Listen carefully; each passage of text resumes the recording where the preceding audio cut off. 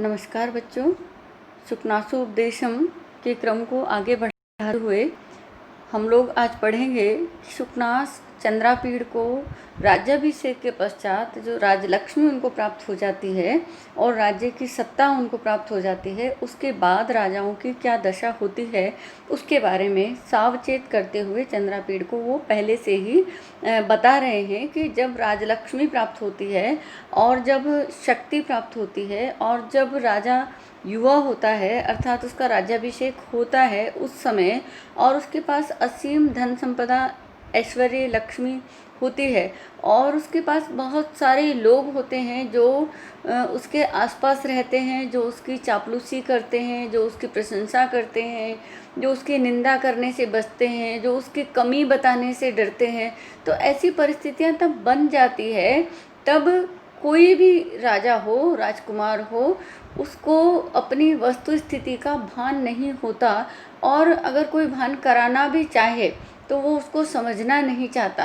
किस प्रकार से उसका व्यवहार बदलता है, स्वभाव बदलता है, उसका आचरण बदलता है, वो सब पहले से ही चंद्रापीड़ जो है वो जान लें, इसके लिए सुखनास उनको उपदेश दे रहे हैं। और कब दे रहे हैं, हम लोग पहले ये बात कर चुके हैं कि जब राज्याभिषेक होने वाला है चंद्रापीड़ का, तब तारापीड़ के जो प्रधान अमात्य हैं उनको वो अभिवंदन करने के लिए जाते हैं। तब सुखनास उचित समय जान करके और राजकुमार को जो राज्याभिषेक से पहले उपदेश दे रहे हैं और इस उपदेश में वो लक्ष्मी के विपरीत प्रभावों के बारे में, सत्ता के विपरीत प्रभावों के बारे में, युवावस्था के विपरीत प्रभावों के बारे में बात कर रहे हैं और ये कह रहे हैं कि यद्यपि आप सर्वशास्त्र पारंगत हैं और आप विनम्र भी हैं, आपको सब कुछ आता है, लेकिन फिर भी आपको ये ध्यान रखना पड़ेगा कि जब राज्याभिषेक होता है और सत्ता प्राप्त होती है तब राजाओं की इस प्रकार की स्थिति हो जाती है। तो आप पहले से ही ध्यान रखिएगा कि इस प्रकार की स्थिति उत्पन्न न हो। तो कैसा व्यवहार राजा करते हैं, बाणभट्ट जो है वो सुखनास के माध्यम से युवाओं को उपदेश दे रहे हैं, राजाओं को उपदेश दे रहे हैं, जो राज्य कर रहे हैं, राजनीति के क्षेत्र में जो लोग हैं उनको उपदेश दे रहे हैं कि राजलक्ष्मी जब प्राप्त हो जाती है, राजलक्ष्मी का मतलब है राज्य रूपी जो लक्ष्मी, सिंहासन रूपी लक्ष्मी, सत्ता रूपी लक्ष्मी जब प्राप्त हो जाती है तब राजाओं की क्या स्थिति हो जाती है वो जो है बताते हुए सुखनास जो है वो कह रहे हैं। क्या कह रहे हैं कि मृषावाद विष विपाक संजात मुख रोगा इव अतिकृच्छेण जल्पन्ति सप्तच्छतर्वः इव कुसुमरजो विकारे पार्श्ववर्तिनां शिरः शूलम् उत्पादयन्ति आसन्न मृत्यवः इव बंधुजनम अपि न अभिजानन्ति उत्कम्पितलोचना इव तेजस्विनो नेक्षन्ते कालदस्ता इव महामन्त्रैरपि न प्रतिबुध्यन्ते जातुष आभरणानि इव सोष्माणं न सहन्ते दुष्टवारणा इव महामान स्तंभ निश्चलीकृता न गृह्णन्ति उपदेशम। तो कह रहे हैं कि क्या स्थिति हो जाती है। यहाँ पर एक बात को बच्चों पहले समझ ले, क्योंकि कवि जो अपनी बात को सीधे नहीं कह करके वो व्यंजित करता है। इसका मतलब ये है कि उसमें व्यंजना होती है। व्यंजना को यदि हम समझना चाहें तो जो शब्द होते हैं बच्चों, उस शब्द की अपनी एक पावर होती है अर्थ को बताने की, और ये जो पावर है, ये जो शब्द की शक्ति है, उसको काव्य शास्त्र में, साहित्य शास्त्र में ये कहा गया है कि शब्द के पास 3 प्रकार की शक्तियाँ होती है। शब्द एक तो सीधे सीधे बात करता है, सीधे सीधे बात करता है, इसका मतलब जो वो कहता है वही उसका अर्थ निकलता है। दूसरा, वो प्रतीकात्मक बात करता है, लक्षणात्मक बात करता है। जो शब्द कहता है तो वो उसका सीधा अर्थ नहीं होता, बल्कि उसके लक्षणों के आधार पर उसका अर्थ होता है। और तीसरी बात, जब वो कहता है तो वो जो शब्द कहता है वो शब्द का कुछ अलग ही व्यंग्यात्मक जो है वो भाव निकलता है, तो वो उस शब्द की जो शक्ति है वो व्यंजना शक्ति होती है। तो कवि का जो उत्तम काव्य वही होता है जिसमें अर्थ जो है वो व्यंजित होता है, जो व्यंग्य होता है, यानी जो है शब्द की जो व्यंजना है वो उत्कृष्ट होती है, तब काव्य उत्कृष्ट होता है। तो यहाँ पर जैसे अगर हम कहें गाय को देख करके कि ये गाय आ रही है, तो गाय को देख करके यानी कि गाय को हम गाय कह रहे हैं, ये एक अभिधा है।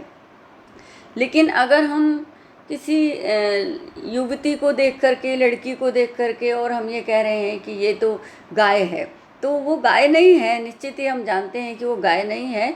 तो हम उसका दूसरा एक अर्थ जो लक्षणों के आधार पर प्रचलित है, जो लक्षणार्थक शब्द प्रचलित हो जाते हैं, रूढ़ हो जाते हैं, प्रसिद्ध हो जाते हैं, तो उसका अर्थ है गाय मतलब सीधे, तो सीधा। तो इसका मतलब ये है कि वो सीधी है, सीधी सादी लड़की है, तो हम कहते हैं। लेकिन अगर कोई बहुत ही आक्रोशित स्वभाव वाली महिला को, युवती को देख करके कहें कि अच्छा ये तो गाय है, तो इसका मतलब ये है कि वो है नहीं, हम जानते हैं वो गाय भी नहीं है और वो सीधी भी नहीं है। तो हम उसकी व्यंजना में ये बात कर रहे हैं। एक मैंने बहुत ही सीधा और सरल एक लौकिक उदाहरण आपको बताया है। कवि के काव्य में विलक्षण उदाहरण मिलते हैं। तो यहाँ पर कवि जो है वो यहाँ जो बात कह रहे हैं वो सीधे नहीं कह करके और व्यंजित कर रहे हैं और उपमा दे रहे हैं, उत्प्रेक्षा से बात कर रहे हैं। तो जब उपमा अथवा उत्प्रेक्षा में बात करते हैं तब हमको अर्थ को जो है वो देखना पड़ेगा कि यहाँ किस तरीके से राजा के ऊपर अर्थ जा रहा है। तो उसकी ऐसा यहाँ पर वाक्य हमारे ऐसे आएंगे, उसकी तरह, मानो उसकी तरह। तो मानो उसकी तरह यानी कि वो जो शब्द होगा उसका अर्थ एक तरफ जिसकी तरह बता रहे हैं उसमें जाएगा और एक तरफ जिसको उसके जैसा बता रहे हैं उसकी तरफ जाएगा। यानी कि एक उपमान की तरफ जाएगा और एक उपमेय की तरफ जाएगा। तो दो दो अर्थ जो है यहाँ पर मानेंगे, अथवा हम ये कहेंगे कि मानो ऐसा हो गया इसलिए ऐसा हो रहा है। तो इस प्रकार से हम इस अर्थ को थोड़ा सा आपको बहुत जिसे कहें कि ध्यान देकर के अर्थ को समझना पड़ेगा। तो हम देखें यहाँ पर कि मृषावाद विष विपाक संजात मुख रोगा। मृषावाद, मृषा मतलब झूठ, वाद मतलब बोलना। तो मृषावाद मतलब झूठ बोलना, असत्य बोलना, और असत्य बोलना रूपी विष, विष यानी कि जो जहर है वो उस जहर की तरह विपाक के परिणाम के कारण, यानी असत्य भाषण रूपी विष के परिणाम के कारण संजात मुख रोगा, जिनके मुख में रोग उत्पन्न हो गया है। यानी कि जैसे अगर कोई व्यक्ति विषपान कर लेता है तो उसके मुख के अंदर जो स्थिति हो जाती है, यानी उसकी जो त्वचा हो जाती है वो इस प्रकार के अंग हो जाते हैं कि उससे बोला नहीं जाता। जैसे अभी कोई किसी के मुख में अगर छाले हो जाते हैं या जीभ में कोई समस्या हो जाती है, के अंदर की जो त्वचा है उसमें कोई समस्या हो जाती है, तो व्यक्ति बोलता है लेकिन वो बहुत धीरे धीरे अटक अटक के बोलता है। तो यहाँ राजा जो है वो भी अटक अटक के बोलते हैं, धीरे धीरे बोलते हैं। और क्यों बोलते हैं धीरे धीरे? क्योंकि कवि कह रहे हैं कि वो झूठ बोलते हैं, असत्य बोलते हैं, सत्य बात नहीं करते हैं। तो असत्य बात को यहाँ रूपक अलंकार के माध्यम से कह रहे हैं कि असत्य बात रूपी विष, असत्य बात रूपी विष।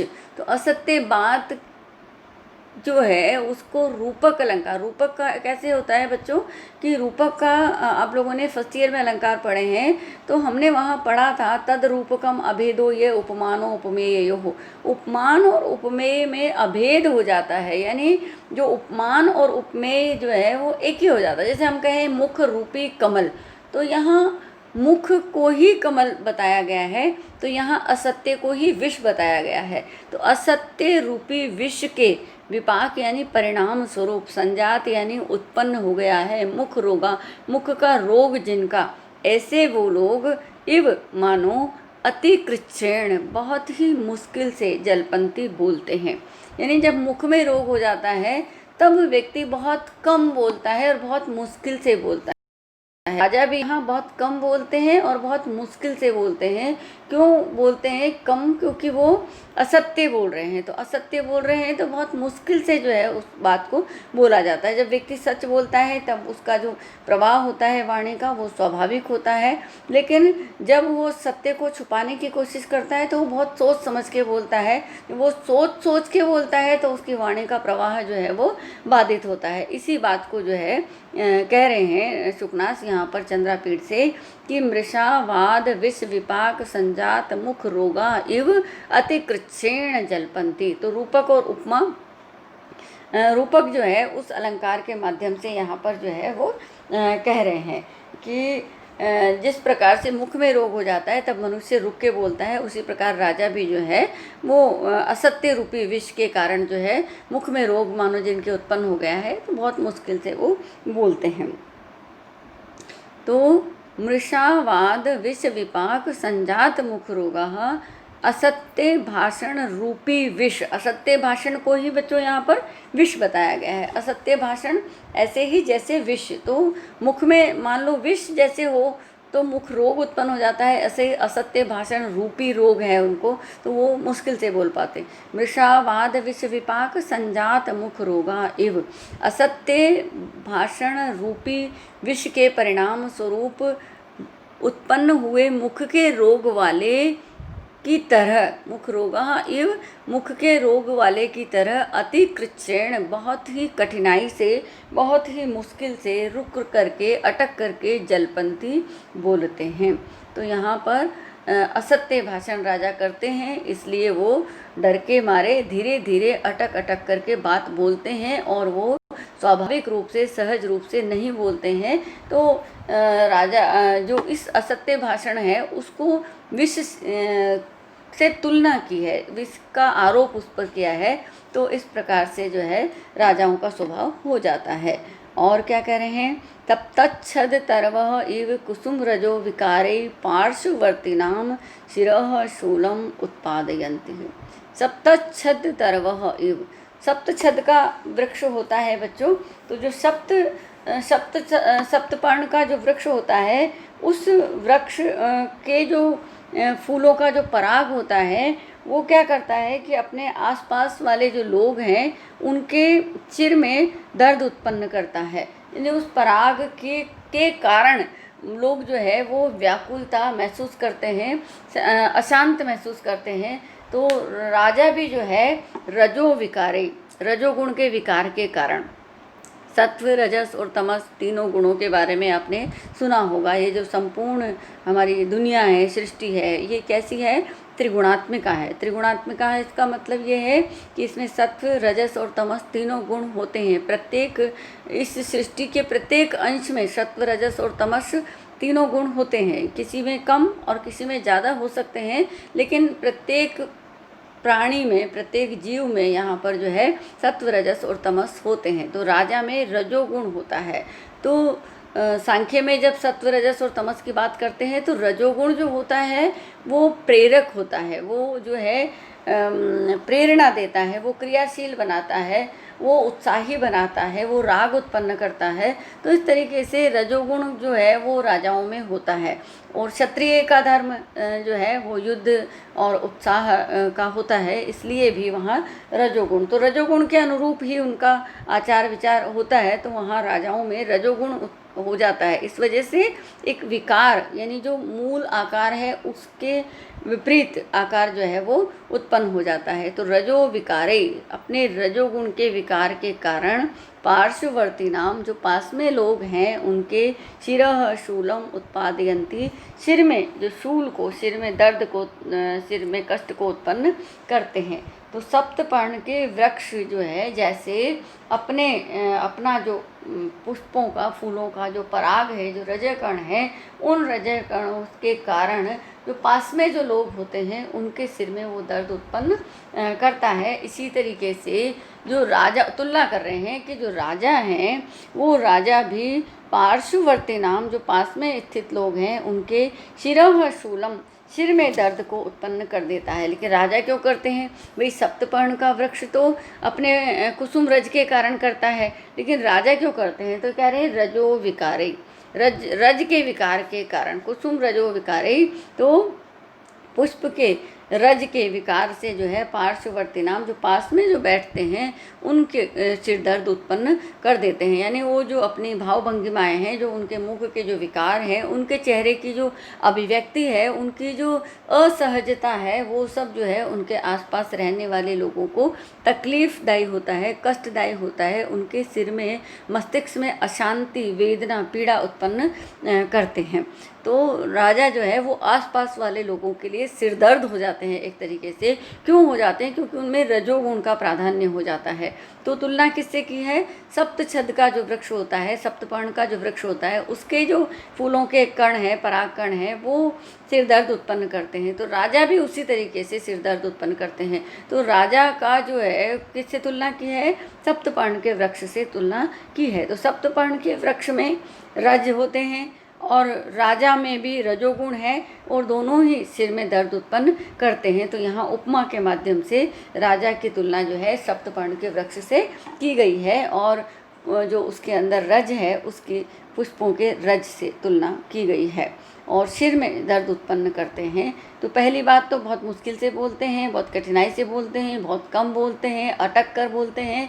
दूसरी बात जो है वो आसपास रहने वाले लोगों के लिए सिर दर्द होते हैं। सिर दर्द होते हैं इसका मतलब वो उनके कष्ट का कारण हो जाते हैं, वो उनके मानसिक अशांति का कारण हो जाते हैं, जो उनके मानसिक पीड़ा का कारण बन जाते हैं। जो भी उनके पास में रहते हैं वो परेशान होते हैं। तो इस तरीके से जो है यहाँ पर राजाओं के व्यवहार के बारे में बात कर रहे हैं। और कैसे हो जाते हैं राजा? आसन्न मृत्यवः इव स्वबंधु जनम अपि न अभिजानन्ति। आसन्न मृत्यवः इव, तो आसन्न मृत्यु का बहुवचन है, इसलिए आसन्न मृत्यवः है ये। तो आसन्न मृत्यु यानी आसन्ना मृत्यु यस्य सह इति आसन्न मृत्यु का मतलब ये है, आसन्न मतलब पास में। तो आ सद और त प्रत्यय, तो आसन्न मतलब पास में है मृत्यु जिसकी, यानी जिस व्यक्ति की मृत्यु नज़दीक आ जाती है तो वो क्या करता है कि वो पहचानना भूल जाता है। धीरे धीरे उसकी चेतना जाती रहती है, तो वो लोगों को पहचान नहीं पाता है। तो राजाओं की स्थिति भी ऐसी ही हो जाती है। किसकी तरह?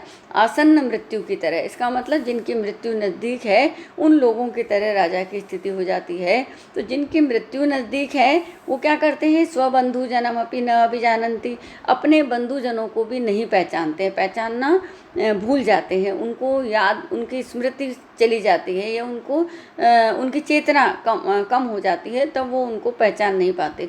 राजा भी अपने बंधुजनों को भी नहीं पहचानते। जब उनको जिसे कहें कि सिंहासन मिलता है, उनको जो राजगद्दी मिलती है, जब उनको सत्ता मिलती है, जब उनको लक्ष्मी मिलती है, उनको बहुत सारे अधिकार मिलते हैं, उनको बहुत सारे चापलूस जो है वो मंत्री अमात्य आदि मिलते हैं, तो वो जो है उनको लगता है कि उनके पास यदि कोई व्यक्ति आ रहा है, इसका मतलब ये है कि वो उसके पास किसी काम से, किसी वजह से आ रहा है, तो वो लोगों को पहचानना बंद कर देता है।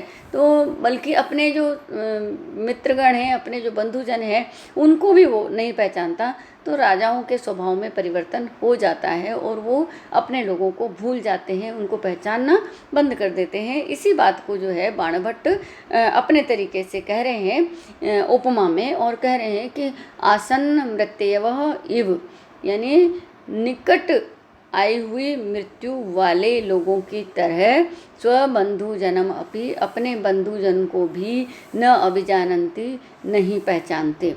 तो जिन लोगों की मृत्यु नज़दीक होती है, जैसे वो अपने बंधुजनों को पहचानना बंद कर देते हैं, उसी प्रकार से राजा लोग भी जब उनके पास सत्ता आती है तो अपने ही बंधुजनों को पहचानना बंद कर देते हैं।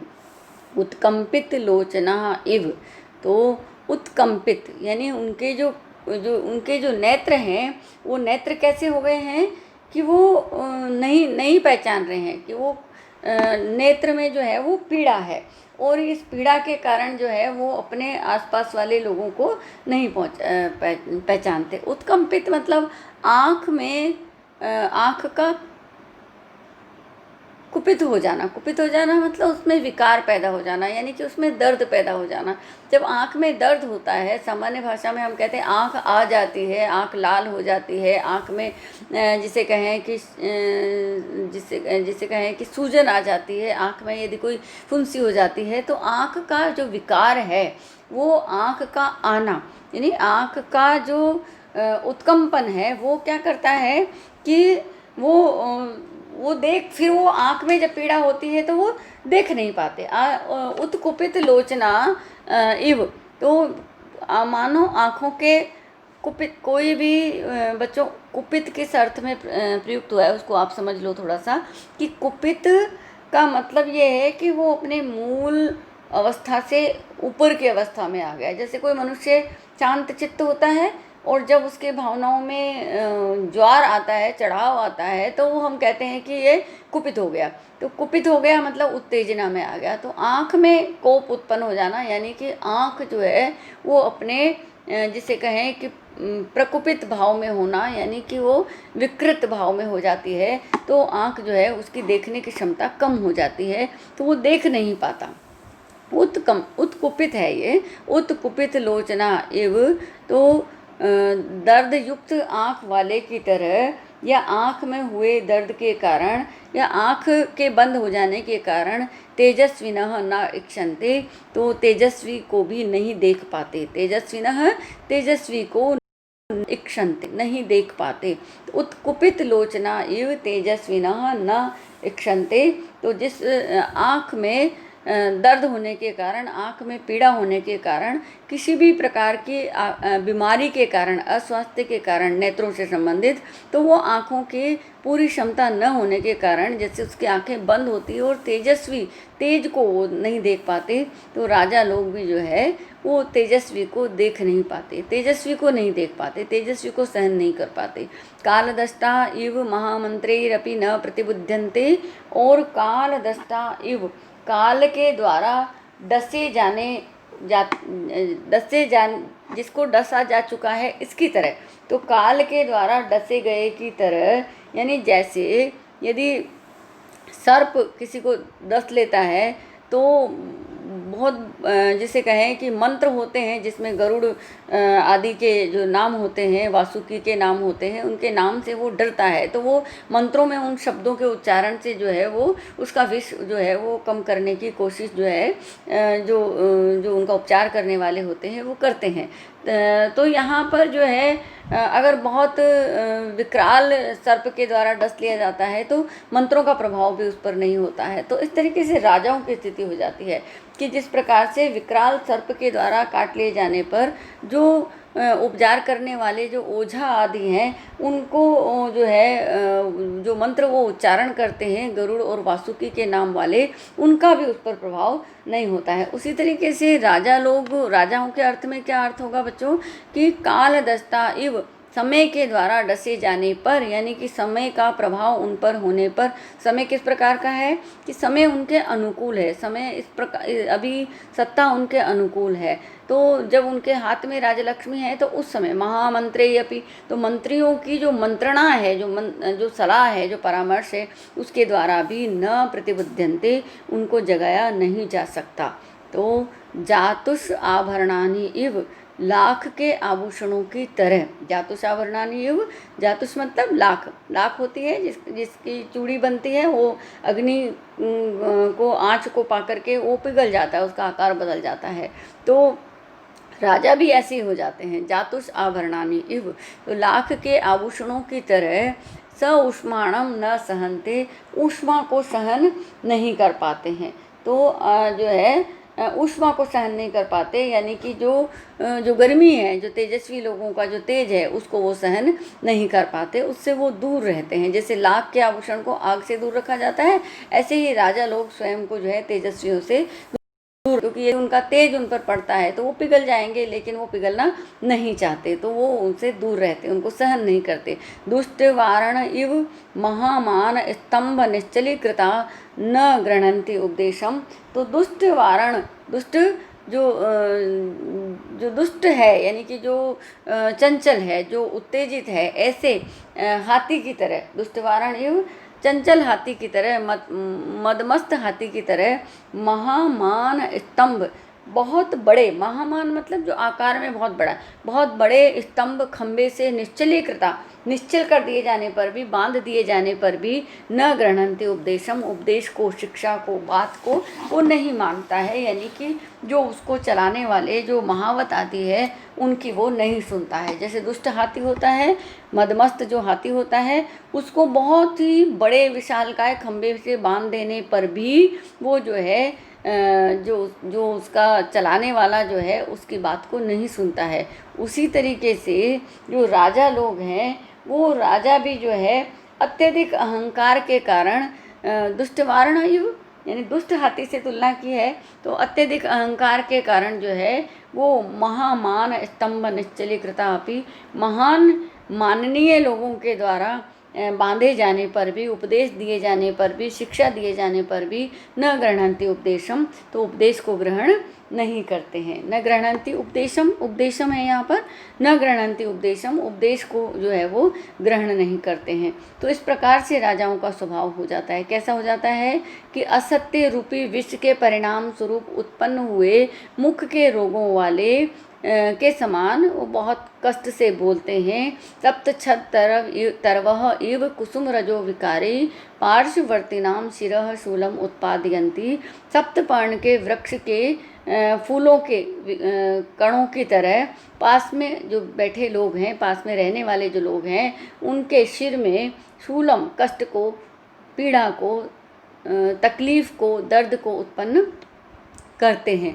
आसन्न मृत्यवः इव स्वबंधुजनम अपि न अभिजानन्ति, निकट मृत्यु वाले लोगों की तरह अपने बंधुजनों को भी वो नहीं पहचानते हैं। उत्कुपित लोचना इव तेजस्विनो न इक्षन्ते, तो कुपित हुए नेत्रों वाले की तरह, दर्द युक्त नेत्रों वाले की तरह तेजस्विना न इक्षन्ते, तेजस्वियों को नहीं देख पाते, तेजस्वियों के तेज को नहीं देख पाते। जैसे आँख में यदि तकलीफ होती है, आँख यदि बंद होती है, आँख यदि आ जाती है, तब जो है वो तेज को सहन नहीं कर पाती। उसी तरीके से राजा लोग भी जो है वो तेजस्वियों के तेज को सहन नहीं कर पाते, देख नहीं पाते। काल दष्टा इव महामंत्रेरपि न प्रतिबुध्यन्ते, तो काल के द्वारा डसे हुए की तरह महामंत्रों के द्वारा भी उनको जगाया नहीं जा सकता।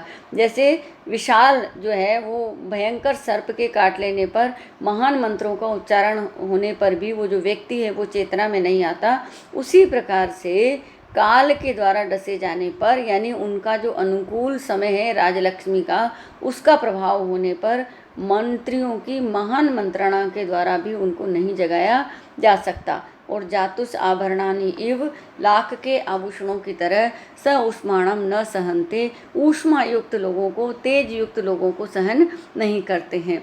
और दुष्ट वारण इव, दुष्ट हाथी की तरह महामान स्तंभ निश्चलीकृता, तो विशालकाय स्तंभ से, खंबे से बांध करके निश्चल कर दिए जाने पर भी न गृह्णन्ति उपदेशम, उपदेश को ग्रहण नहीं करते हैं। तो उपदेशम है यहाँ पर। ये कभी कभी बच्चों क्या होता है कि जब उधर टाइप करके और इसको हम यहाँ आपके पीपीटी में लेकर के आते हैं तो कुछ शब्द जो है वो बदल जाते हैं। मैं कोशिश करती हूँ उनको ठीक करने की, लेकिन कुछ एक शब्द उसमें चूक जाते हैं, तो मैं आप लोगों को बोलते समय बताती हूँ। इसलिए आप शब्द को देखें और साथ में जो करेक्शन करवा रही हूँ मैं आपको मौखिक रूप से, उसको भी ध्यान रखें यहाँ पर। जैसे यहाँ स्वबंधु जन्म है, और इसके अलावा उत्कुपित लोचना है, और उसके अलावा गृहण है। तो ये जो है वो यहाँ जो है वो टाइपिंग मिस्टेक, या जैसे कहें कि ऑटो करेक्शन वाली जो मिस्टेक है वो है, तो इसको आप लोग जो है वो ध्यान दें। तो इस तरीके से यहाँ पर जो है राजाओं के बारे में बताया गया है। अब व्याकरण की दृष्टि से यदि हम इन पदों को देखेंगे तो जैसे प्रथम पद है मृषावाद विष विपाक संजात मुख रोगः, तो यहाँ पर जो है वो बहुब्री समास है। तो मृषावाद रूपी विष विपाकात् संजात मुखस्य रोगः येषां, मुखस्य रोगः येषां ते, तो इस तरीके से वो लोग किसके लिए आया है, राजाओं के लिए आया है। इव अति कृच्छ्रेण, तो यहाँ इव प्लस अति में दीर्घ संधि है। जलपंती, जल्प धातु, लट्लकार प्रथम पुरुष का बहुवचन है। और सप्त छद तरवः, तो सप्तछदः तरु इति, सप्तछद तरु, और बहुवचन है प्रथमा का, इसलिए तरवः गुरु की तरह रूप चलेंगे यहाँ पर।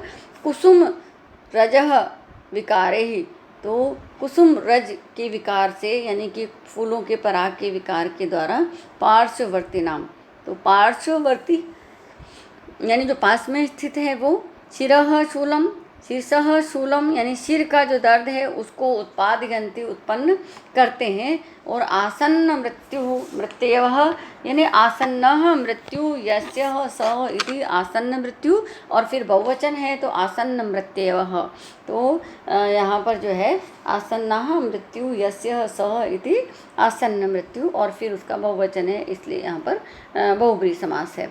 और देखिए आप कि न अभिजानन्ति, तो न है और न के साथ अभी दीर्घ संधि है, अभिजानन्ति में अभी ज्ञा धातु और इसके अलावा लट लकार प्रथम पुरुष का बहुवचन है यहाँ पर, तो न अभिजानन्ति वो नहीं जानते हैं, तो इस तरीके से वो अपने ही लोगों को नहीं जानते, स्वबंधु जनम अपि न अभिजानन्ति। और उत्कुपित लोचनाः, तो उत कुपितानि लोचनानि येषाम ते, तो जिनके नेत्र जो है वो कुपित हो चुके हैं, यानी कि वो अपने विकार में आ चुके हैं, ऐसे लोग। और तेजस्विनः, तो जो तेज से युक्त जो लोग हैं उनकी बात कर रहे हैं। न प्लस इक्षन्ते में गुण संधि है।